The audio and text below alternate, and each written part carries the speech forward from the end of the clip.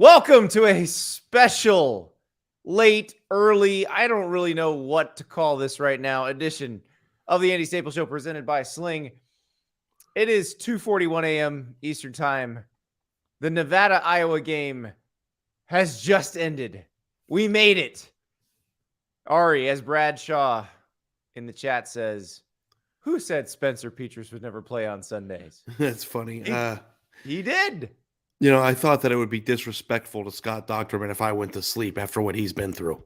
It would. It's his birthday, and he's sitting in a press box at 2 a.m. Yeah, I just want to say happy birthday to Scott Docterman. I hope that this is exactly how you wanted to spend your day. 4-hour rain delay that, is going on, up until 2 a.m. So, it's, what they covered. Their offense is fixed. They gave up 0 points. They're a national championship contender. If they score 27 points for the rest of their games and give up 0 for the rest of their games, they're going to be really, really good. Exactly. And at the end of the game, Cross Patton, 2 carries for Nevada. Cross Patton, who is that, you ask? It's Big Boy from Outcast Son. Just like when you think that tonight can't get any better, you go and say something like that. Ari, there was a dog in the stands. It's an emotional support animal. No, somebody was just walking their dog. The gates were open and they walked in. They were giving out giant bags of popcorn. Yeah, I thought that App State would have been the highlight of the day.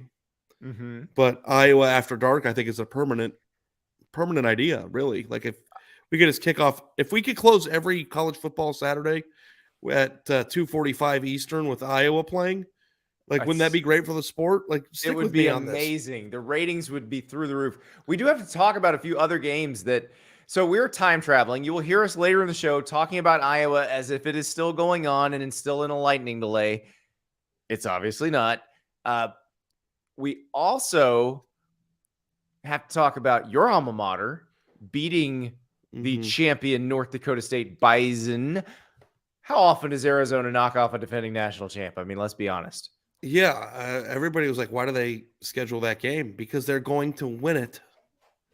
That's why. It's a nice win for Arizona because they're a very physical team.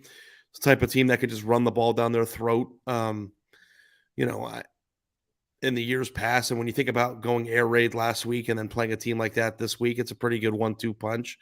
And the local columnist in Tucson, Greg Hansen, tweeted it, and I believe it to be true. Is Arizona is by no stretch of the imagination back, but definitely headed in the right direction. So I think that was a nice win for them. Let's stay in the state of Arizona. Arizona State paid Eastern Michigan $1.5 million to come and play, presumably to come and lose. But Chris Creighton, the Eastern Michigan coach, he's a miracle worker. I don't know if anybody knows that. He never gets named for these jobs. Like we talk about Lance Leipold at Kansas, and they're 3-0, and we're putting him in every job known to man. Chris Creighton gets it done in Ypsilanti. And he went to Tempe and got it done on Saturday night. And this is what the Eagles put out on the internet after they won. For those who aren't on YouTube to win the game. That's right. It is a picture of an Eastern Michigan player above the quote, "You play to win the game." Eastern Michigan 30, Arizona State 21. Yeah, that's another era where we got to be talking about what's next because that's just not working out. So let's put Chris Creighton there because as you will hear on the show, we basically put Lance Leipold everywhere else. Yeah, that's a pretty good strategy. I'm surprised it's the first time that I've seen anybody use that graphic to throw it back in his face. But if you had Eastern Michigan on your bingo card there, then you win a lot of money. It's just amazing, absolutely amazing. The Iowa offense, I'm sure there's some sickos who had not watched any Iowa yet this season and watched them because they were the last game on. It makes your eyes bleed, and you actually got to see them score. So they covered. They did cover. That game did not hit the total, though. Yeah, I mean, Nevada had no shot of even getting past midfield without any penalties. No, they did not. But you did make a good point too of just like when they play a Big Ten team, I don't know if Iowa's going to be able to get a first down on the ground.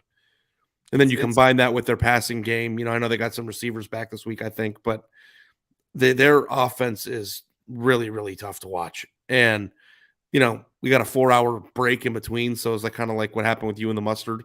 You know, give yourself 4 hours to recoup, and then you felt a little bit better. That's exactly right. But watching the Iowa game after a 4-hour rain delay is probably like you eating another bottle of mustard after 4 hours. Exactly. Blaine says, third straight week you guys have made Iowa a priority. We did not intend to, but God said you must. Yeah. Making that lightning delay and that other lightning delay and that third lightning delay. And guess what?